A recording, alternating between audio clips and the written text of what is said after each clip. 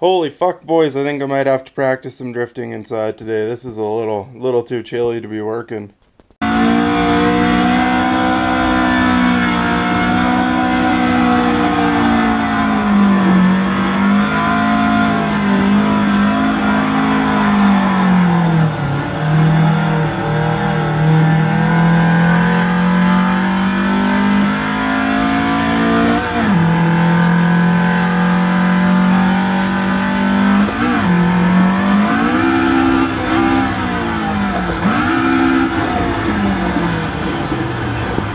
Well, I'm going to do some work inside. I got the ashtray out of the Sentra. Not the best choice because this shit's going to get in the way, but I'll make it work. I got the two switches. I got a relay, which I probably won't use. I got two sets of wire. I got my wire strippers and my electrical tape. So let's get started.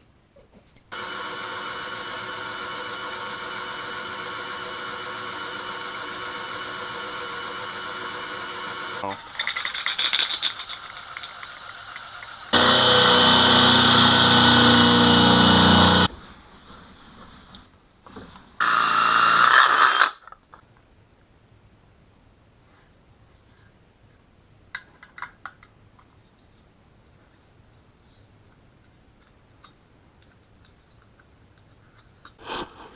Get the ashtray. That material is like impossible to work with.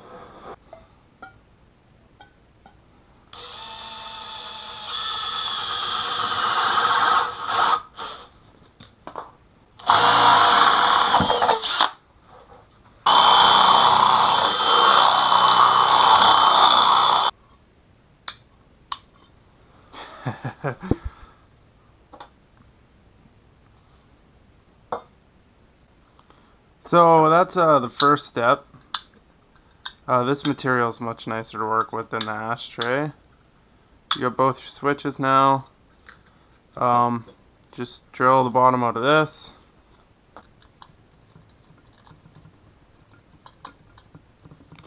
So I'll be the first to say I'm not a genius when it comes to electrical. There's probably a lot of guys smarter than me. I was thinking about this, pretty much trying to do everything the easiest way, and the one way I can think that's really easy with two switches right beside each other is I'm just gonna run one line from the battery.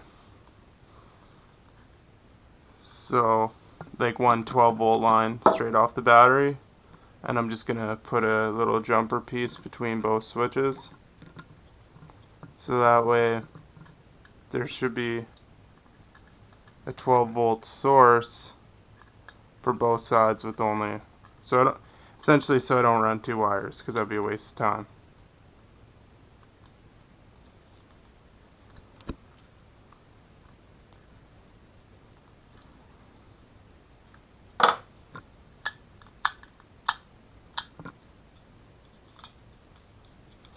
Okay, so again, I'd say probably, ow, god damn it, just whipped myself in the fucking face with that. Say 3 arms lengths, probably ideal.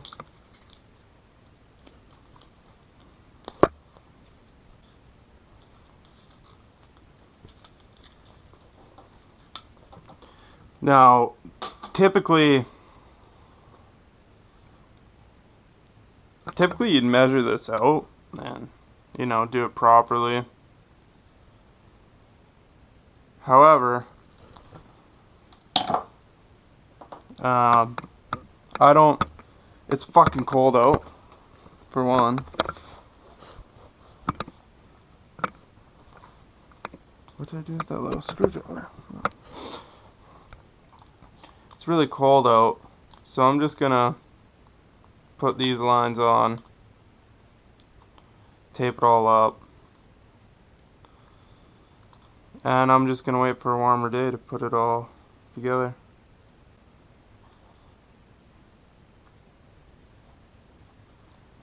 So here, I'll give you a few pointers as a guy who doesn't know what the fuck he's talking about. Now, and I'm just a guy and I don't know what I'm talking about, but if you roll these kinda into a V, then you get them, you undo this screw a little bit, enough so you can kind of get the V into it.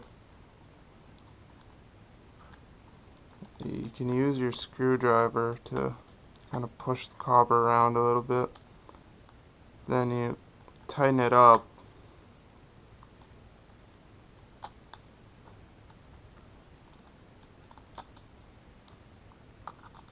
And then it has flattened that copper against there. Now, when you're done that, it's kind of a mess, but whatever.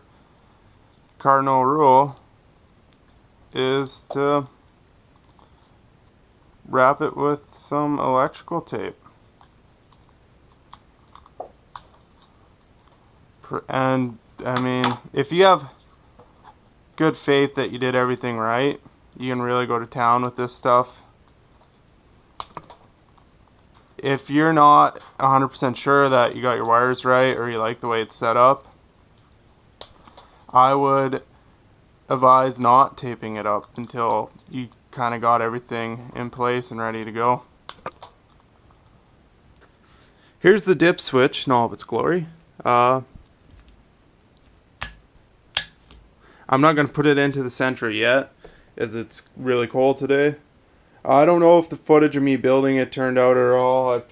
I ruined the ashtray. I don't know exactly how I'm going to mount this in the vehicle yet, but I like it. It's kind of got its own style to it. It's kind of cool, you know? So when I come back, it'll probably be another day. It is Wednesday, my dudes. It's a little bit warmer today, so I might try installing the switch. Things are not going to plan.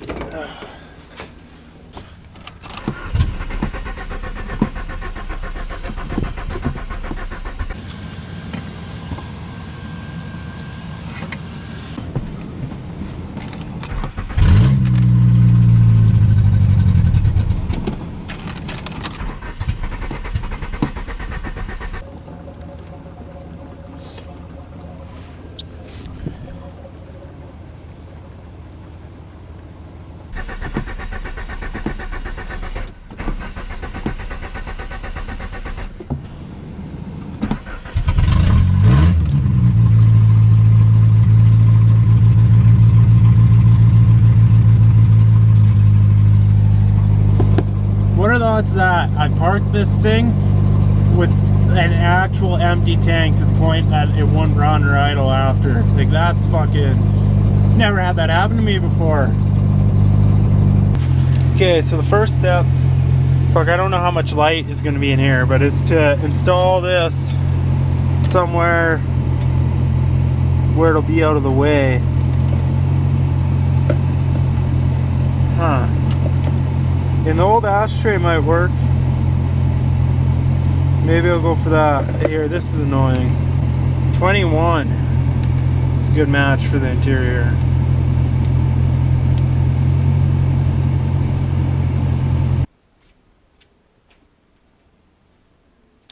Check this thing out. I don't even know who makes this, so I don't know how to advertise, but flashlight, lantern. Ain't that some shit?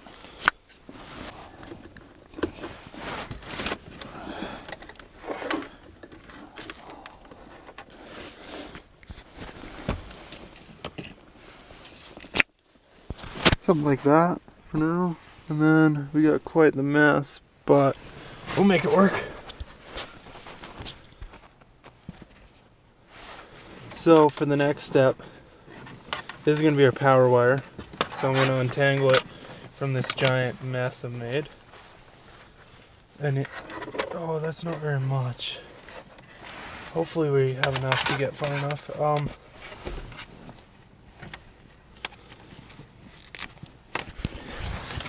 So you see that hole that red wire is coming through? This wire is gonna poke out too. See it down there? And then once you're gonna cable tie that once you get it more appropriate, but I'm not going to even hook the hot up yet. It's not my finest work. To get it to fit onto the terminal, I had to use a bigger coupling than the wire suggested, so it all double wrapped in there. So then we attach that onto there. So what I've done here is I pulled the wire through. I attached it to the old wiring for the fog lights. I used to have them on relay, but you know, I think this will be safe enough. And then the lights, if you ever wired lights, essentially you got a positive to them, and then the ground just grounds out. I have them, I don't know if you can see, I have them grounded out onto the hood itself, because that's how it works now. If I did this properly, when I put this terminal on, these lights should come on because I have the switches on right now.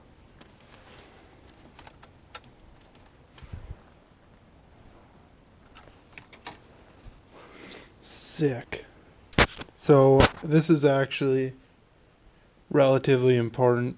I think relays are really useful, because to have just a switch and have a large load across the switch is actually dangerous. And I know I do things a little haggard, but I would advise using relays when possible. And this is going to be for something that has a considerable power draw all the time. So I'm going to opt for a relay. So this is the old one that used to run the lights. They're a little hard to understand. So 30 would be your 12 volt power to what you want to power. So let's say lights, that'd be the right off the battery to the lights. And then there's the 87A and the 87, and they're pretty much toggle states and on and off. And then there's 85 to 86. 85 would be a 12 volt input, like a switch, and then 86 would have to be ground, I believe. I actually have the colors all mapped out in here. At least I think that's what I'm looking at. I always fuck up these schematics, but so 30 has to attach to my battery, so whatever 30 is will attach to the battery. The black off the switch will attach to 85. 86 will go to ground, and either 87A or 87 has to go to the rad fan, which is what I'm going to use to power this. So I think it'll work.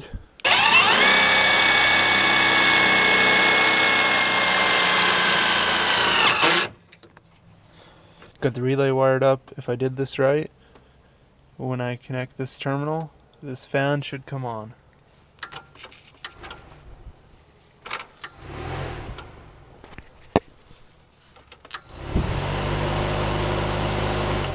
Sick. Now I've kind of tidied up the wiring a little bit. Not much, but you know, good enough.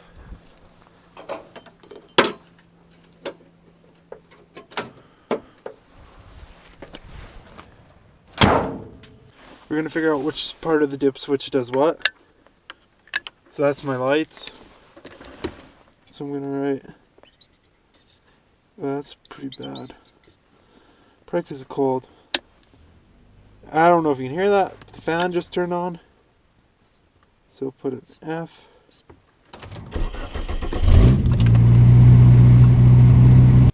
In case if you're wondering why I did the fan on a switch, it's because there's an OEM Nissan part needed to make my fan run, and it's the fan itself is fine. It's just part of the wiring to it, and it costs money, and this was free.